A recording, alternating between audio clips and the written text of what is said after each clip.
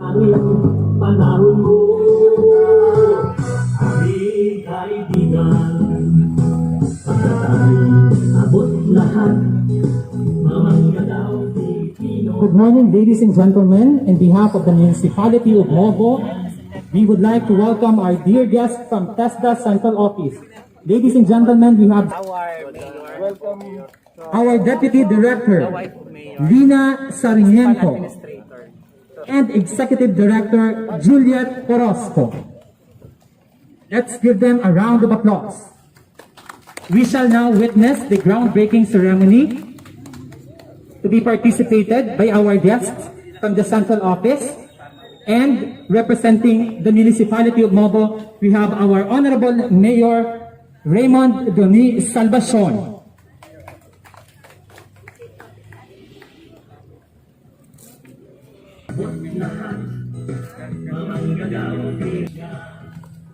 Ladies and gentlemen, we are now witnessing the ceremonial groundbreaking of the TESDA Provincial Training Center in Masbate.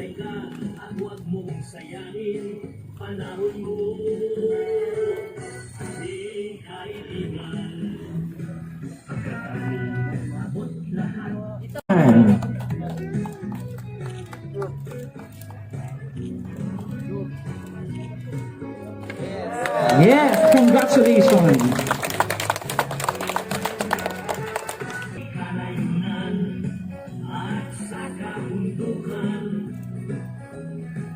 Magparamdam ka lang, kami nandyan na kaibigan. Awit ng pesta, yung probinsya. Magparamdam ka lang, kami nandyan na kaibigan. Awit ng pesta,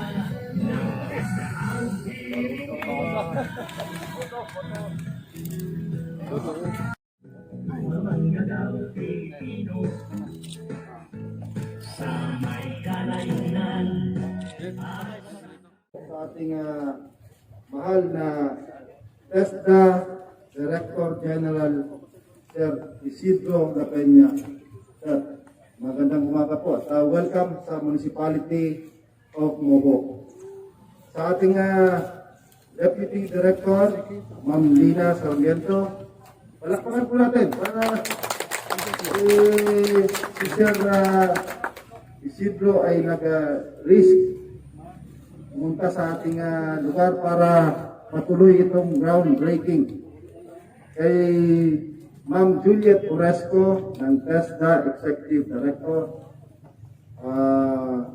kay Sir Elmer Talavera, TESDA Region 5 Regional Director. Sa ating Provincial Director na masipag at masigasig, kasama si Sir Ernie Papulero, si Sir John Simburios ay ating TESDA Provincial Director, at si Sir Ernie Papulero ay ating Provincial Training Center Administrator, and kay Ma'am Laura Abug, TESDA Vocational School Administrator. So welcome po sa ating maliit na bayan ng Mobo, Masbate. Sir, una sa lahat, ang pasasalamat ko at ako po at ang buong munisipyo ng Mobo ay sobrang saya na nangyari na po itong groundbreaking ceremony natin. Actually, sa simula pa lang ng ako ay nangangampanya, ang flagship program ko ay trabaho at negosyo para sa ikauunlad ng Mobo. Ngayon, nung nanalo ko, nag-imagine ako ng mga projects na malalaki na ang isang fourth class municipality ay magkaroon ng isang business center. Ito po yung nakikita nyo na nasa likod, ay unti-unti kong nare-realize, nagmamaterialize. Meron po tayo ditong mango and fruits processing facility. Meron tayong evacuation center na nandiyan na po, nandiyan sa kabila. Meron tayong ginawang public market. bus terminal, and yung proposal ko na gawin dito ang ating municipal hall. Natapos. Yan po ang one. And syempre, lastly, gusto kong ilagay dito ang ating provincial training center. Kaya po, siniguro po na kahit yung ating kasabahan sa munisipyo ay ayaw na ibigay, i-donate itong lupa na ito dahil ang sagot nila isa tayong mahirap na bayan, binili natin yan, bakit natin ibibigay? Pero hindi nila naiintindihan kung ano ang gusto kong mangyari sa munisipyo ng Mogo. Ito po ay isang fourth class municipality, naghihikaw, pero paunlad na paunlad sa ngayong administrasyon ko. Gusto ko makita ang test provincial training center na nandito sa lugar na ito. Kaya pinaglaban ko po na ma-donate ang lupa and kung sa ngayon na nakita ko na groundbreaking na, kung kinakailangan pa nating dagdagan at ibahagi pa natin ang natitira pang mga lupa para sa expansion ng provincial training center, ay gagawin po natin. Ano ba ang kalagahan ng TESDA Provincial Training Center sa ating munisipyo?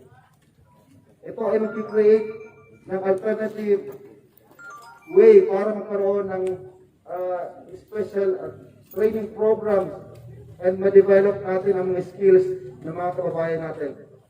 And what does it mean na magkaroon tayo ng training centers at magkaroon sila ng NC2? Siyempre, makakapaghanap sila ng trabaho. And pag makahanap ng trabaho, makaka-ipon sila. And pag nakaipon sila, makakapaghanap buhay sila kung anong gusto nila.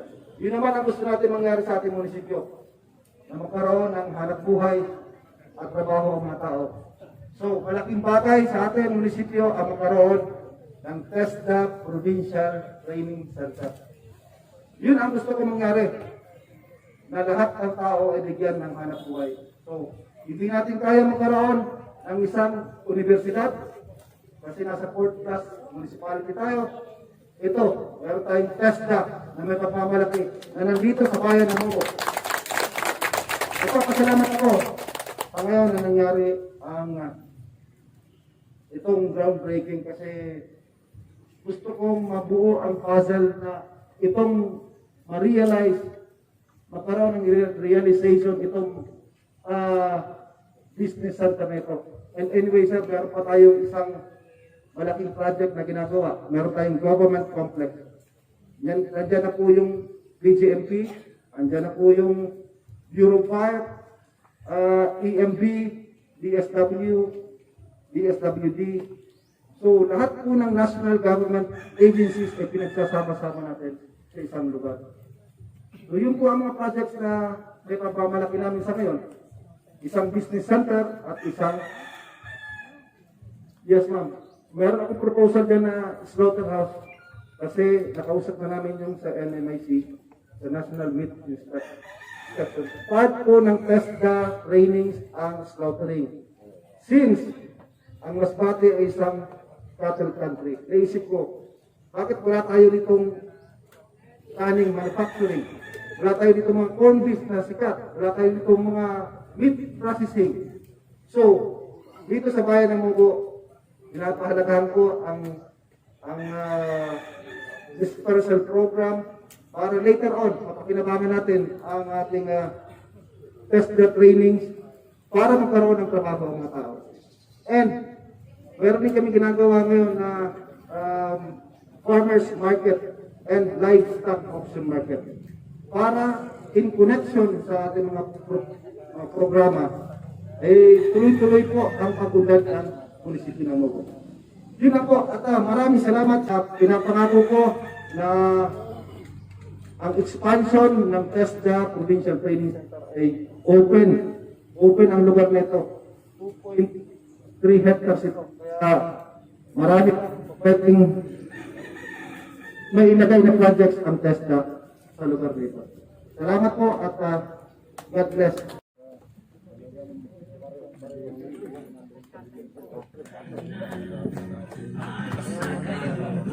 I think yun pong inyong yung ginagawa ninyo, your vision of what your municipality is, a fourth-class municipality.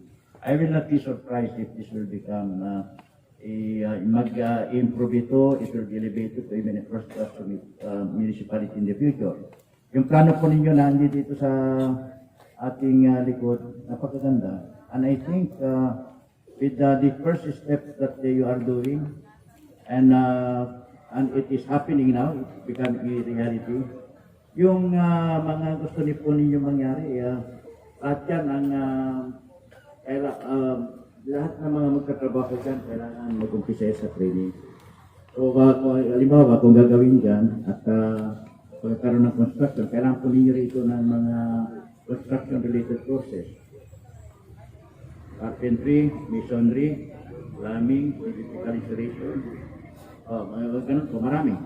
At dito po mangyayari yan. Pero hindi lang po yan ang mga mangyayari na para sa inyo. Pati na rin po yung mga kapitbayan ninyo ang pupuntahan dito. Siyempre, kung pupunta rito mga kapitbayan ninyo, that is for economic development. So, kada tao na pupunta rito, that they will be contributing to the economy ng inyong munisipyo. Kaya yung sinabi ko, yung fourth-class municipality ninyo, pag tumayo po yung training center na yan, I'm sure it will go up very fast. Ano at kagaya niyan, may well, of course, it will start with the construction that will happen. Yung mango and fruits processing. Ayan mga fruit processing. And pati yung mga pagtatanim po niyan, ng mga fruit trees na yan, meron din tayong mga training dyan. Ang discipline and meron din po dyan. Yung mga tungkol sa food, we have training today. Kaya practically kompleto po ang TESDA sa mga training. So, maraming salamat po sa inyong pagtulong sa TESDA.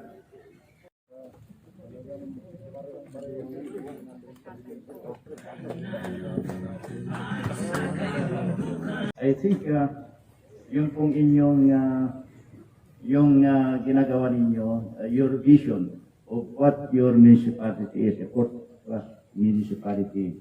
I will not be surprised if this will become mag-improve ito, it will be elevated to even a first-class municipality in the future. Yung plano po ninyo na dito sa ating likod, napakaganda. And I think with the first steps that you are doing, and it is happening now, it's becoming a reality. Yung mga gusto ni po ninyo mangyari, at yan ang lahat ng mga magkatrabaho dyan, kailangan mag-umpisa sa training. So, halimbawa, kung gagawin dyan, at pagkakaroon ng construction, kailangan po ninyo rito ng mga construction-related courses. Carpentry, masonry, plumbing, electrical installation, mga ganun po, marami. At dito po mangyayari yan. Pero hindi lang po yan ang mga mangyayari na para sa inyo. Pati na rin po yung mga kapitbayan ninyo ang pupuntahan dito. Siyempre, kung pupunta rito mga kapitbayan ninyo, that is for economic development. So, kada tao na pupunta rito, that they will be contributing to the economy ng inyong munisipyo. Kaya yung sinabi ko, yung fourth-class municipality ninyo, pag tumayo po yung training center na yan, I'm sure it will go up very fast. Ano at kagaya niyan, may well, of course, it will start with the construction that will happen. Yung mango and fruits processing. Ayan mga fruit processing. And pati yung mga pagtatanim po niyan, ng mga fruit trees na yan, meron din tayong mga training dyan. Ang discipline and meron din po dyan. Yung mga tungkol sa food, we have training today. Kaya practically kompleto po ang TESDA sa mga training. So, maraming salamat po sa inyong pagtulong sa TESDA. Technical Education and Skills Development Authority awards this Certificate of Appreciation to Municipality of Mobo, Local Government Unit, in grateful recognition of the strong advocacy and invaluable support to the technical education and skills development of the Masbateño workforce through the donation of parcel of land for the establishment of PTC Masbate, given this 20th day of October 2021 at TESDA Masbate Provincial Office. Secretary Isidro S. La Peña, Director General.